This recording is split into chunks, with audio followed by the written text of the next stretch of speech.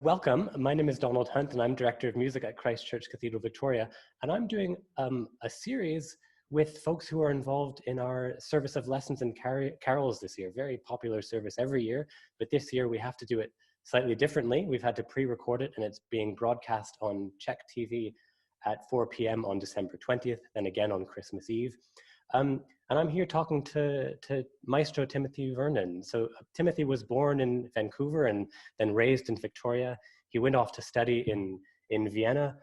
He's conducted all the major opera companies and orchestras across Canada, and he's the recipient of numerous awards, including the Order of Canada, Opera Canada's Ruby Award, the Diamond Jubilee Medal, and honorary degrees from Royal Roads and the University of Victoria.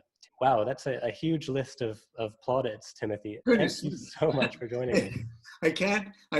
That's very sweet of you, and it's much appreciated, but at the same time, every time I hear that list, it's like, oh my God, am I that old? So I wanted to talk to you in particular, Tim. Is it okay if I call you Tim?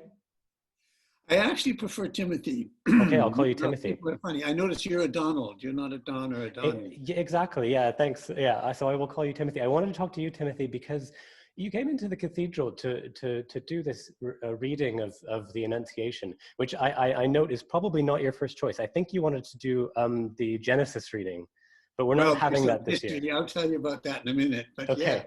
Yeah. So you came in and you did this wonderful reading of the Annunciation. And I just noted the way that you did it, which was with this wonderful oratory style. You delivered to the entire building, although there were only about 5 or 6 of us there. And had there been 800 or 900 people in there, as there normally are, they would have heard you without microphone. Where did you acquire this ability?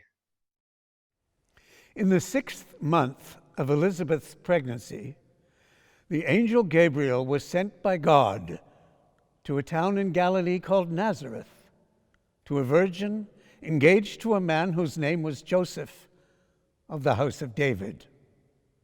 The virgin's name was Mary. And he came to her and said, "Greetings, favored one, the Lord is with you." But she was much perplexed by his words and pondered what sort of greeting this might be. The angel said to her, "Do not be afraid, Mary, for you have found favor with God. And now you will conceive in your womb and bear a son, and you will name him Jesus." Well, that's interesting. Part of it, to be truthful, it began in the cathedral because I was a member of the voice choir. I joined at age 6. I was there till I was 13.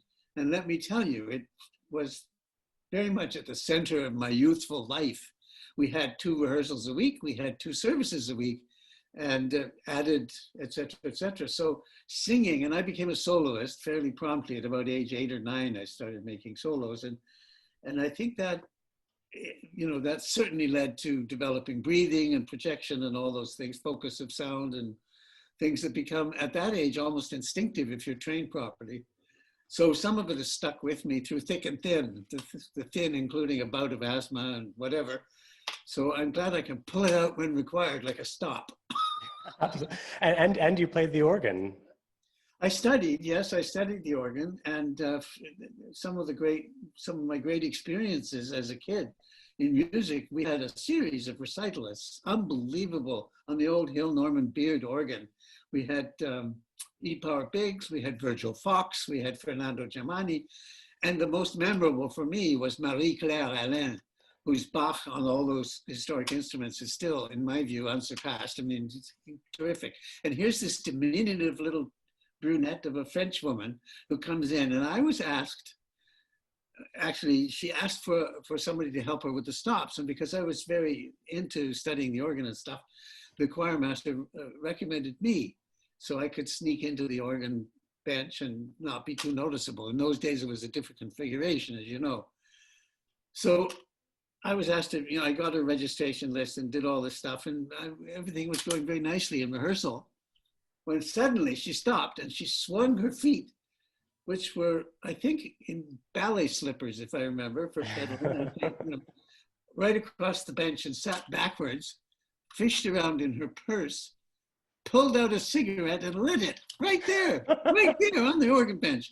And boy, I was completely enthralled. I was like in love instantly. Well, I mean, organ consoles built around that time probably had built-in cigarette lighters and ashtrays, didn't it? I'll bet. I can't remember one on ours, but still. So that was a huge experience. And there are so many experiences connected with the cathedral that were so meaningful. I loved the liturgy. And when I went to study in Vienna, my professors of composition kept asking me, "You were a choir boy?" Because inevitably, when you know the great wealth of particularly the Anglican tradition is so rich in a variety of music. And we'd sung everything right up to and including Benjamin Britten, who was still a relatively young man at the time. And that mellifluousness of line was something that, of course, in Vienna, post-Schoenberg, was much decried. And so it was a mixed inheritance in a way. But I remember we had fabulous experiences. I mean, it was amazing. There were about 40 of us at one point. So it was a big gang, and we had wonderful training. Another funny event happened when it was, I believe, the inauguration or the installation of the dean. I'm not sure, Dean Brian Whitlow, in the day, and something very odd happened.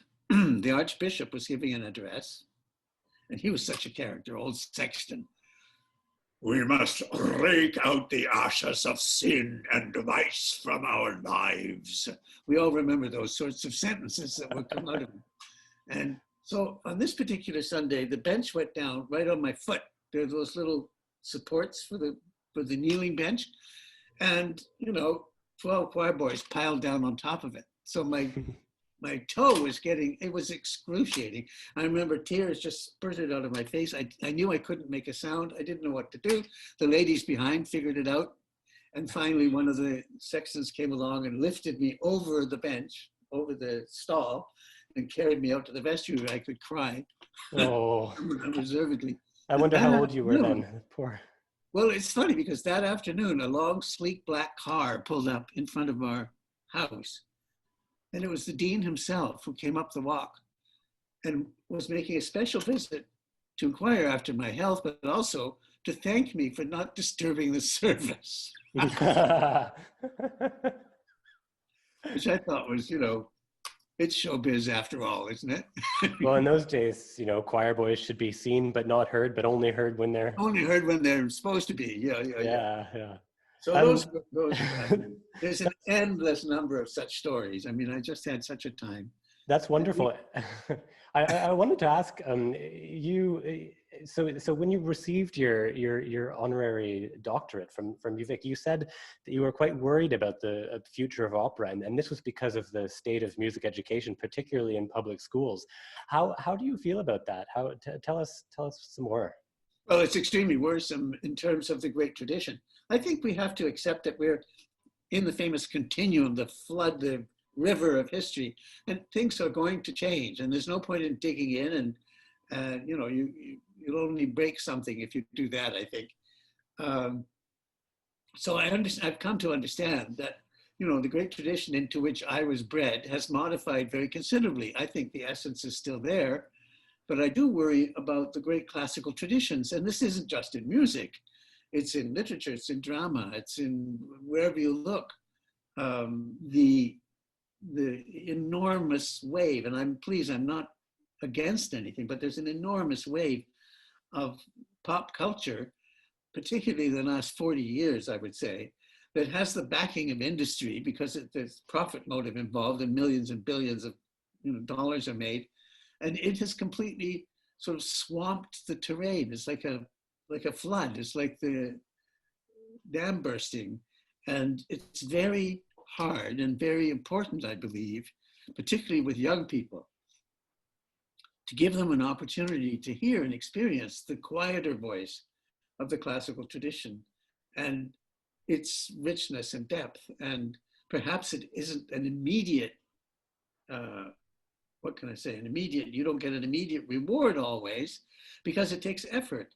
We live in an age when effort, particularly intellectual effort, is poo-pooed. It's just, people don't want to make that effort anymore.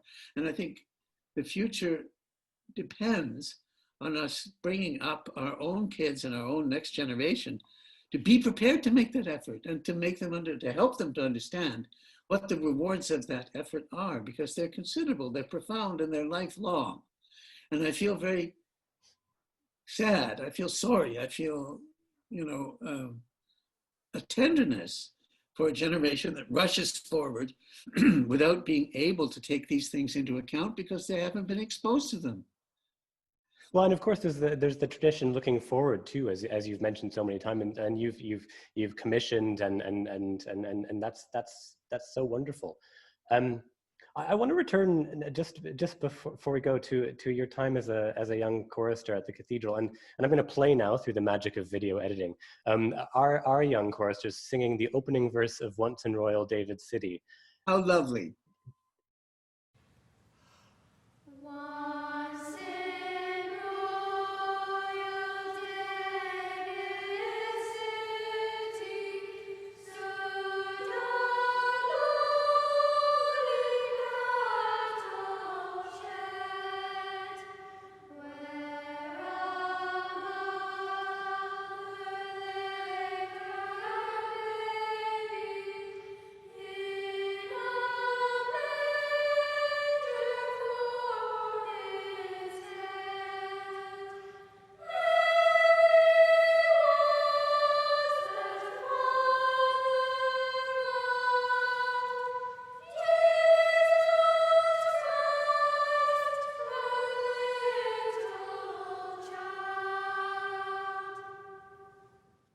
Did you ever get a chance to sing that solo at a carol service?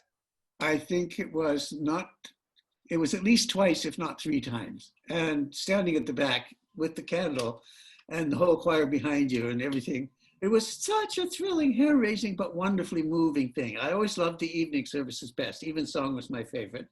And that series of lessons and carols, mind you, you're right, the one I got to read as a choir boy was The Expulsion from the Garden. And of course, the choir boys all got a kick out of this because it talks about naked and nakedness, and the snake is cursed, upon thy belly shalt thou go, and dust shalt thou eat all the days of thy life. And of course, the younger choir boys thought this was fantastic and got the giggles every time, not in the service, but in rehearsal. It was very funny. So Lessons and Carols for Christmas airs on this Sunday, December 20th at 4 p.m. on Czech TV. And then you can catch it again on Christmas Eve at 10 p.m. and Christmas Day at 11 a.m. and in between anytime online if you'd like. Thank you so much, Tim. It's been such a pleasure. Thank you, Donald. My pleasure altogether.